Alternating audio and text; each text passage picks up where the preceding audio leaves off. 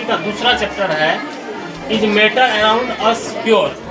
क्या हमारे आसपास के पदार्थ शुद्ध है या अशुद्ध। इस चैप्टर में हम लोग जो है पढ़े थे पदार्थ के बारे में, और पदार्थ के कितने प्रकार होता है इसके बारे में हम लोग पढ़ चुके थे। आज हम लोग इस चैप्टर में जो है विलियन, निलंबन और कोलाइड में अंतर पढ़ेंगे, difference between solution, suspension and colloids. तो एक एक करके हम लोग देखते हैं विलियन और निलंबन और कोलाइड में क्या क्या अंतर होता है। पहला यदि पूछा जाएगा विलियन जो होता है एक अस्थाई होता है, विलियन अस्थाई सॉल्यूशन होता है। दूसरा है निलंबन अस्थाई होता है। विलियन अस्थाई होता है क्योंकि इसमें विलियन के जो कण होते हैं एक दूसरे से आपस में घुलते मिलते सही से नहीं है।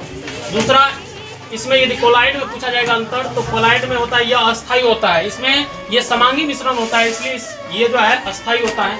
यदि दूसरा एग्जाम्पल यदि हम लोग देखेंगे तो इसके कणों का व्यास जो होता है 1 नैनोमीटर से छोटा होता है, 1 नैनोमीटर से भी छोटा होता है। इसके कण को हम लोग आंख से नहीं देख सकते हैं। लेकिन वही यदि निलंबन का देखा जाए तो इसके कणों का व्यास जो होता है 100 नैनोमीटर से भी बड़ा होता है। ठीक है, जैसे बालू आर का कण हो गया, जैसे मिट्टी का कण हो गया। जैसे कोलाइड में यदि पूछा जाएगा, कोलाइड में विलियन के कण जो होता है 1 नैनोमीटर से लेकर के 100 नैनोमीटर के बीच होता है। मतलब निलंबन के कण से छोटा होते हैं और विलियन के कण से बड़े होते हैं।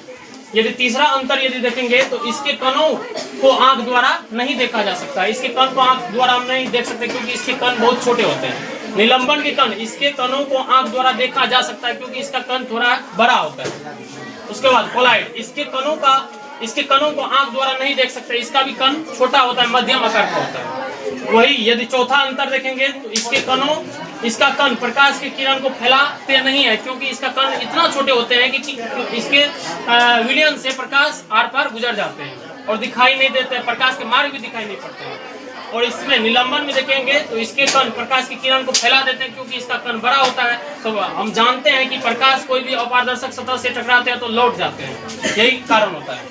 चौथा यदि देखेंगे तो इसका कण प्रकाश के किरण को फैलाते हैं, इसका भी कण थोड़ा बड़ा होता है जिस कारण से प्रकाश टकरा करके लौट जाते हैं। उसके बाद पांचवा अंतर देखेंगे तो इसका कण छन्नापत्र को पार कर जाते हैं क्योंकि बहुत छोटे होने के कारण छन्नापत्र के आर पार गुजर जाते हैं। इसका कण छन्नापत्र को पार नहीं कर पाते क्योंकि इसका कण बड़ा होते हैं। इसका कण भी छन्नापत्र को पार कर जाते हैं। इसका यदि हम लोग एग्जाम्पल देखेंगे तो चीनी जल का विलयन हो गया, नमक जल का विलयन हो गया, ये सब विलयन का उदाहरण है। निलंबन का यदि देखेंगे तो वायु में धुआं का मिश्रण हो गया, मिट्टी जल का मिश्रण है, चौक जल का मिश्रण है। इसका कोलाइड का यदि देखेंगे तो दूध, स्याही, गोंद, रक्त, ये सब कोलाइड का एग्जाम्पल है। इसका एग्जाम्पल देकर के भी क्वेश्चन पूछा जाता है। तो आज का क्लास यहीं तक। जय।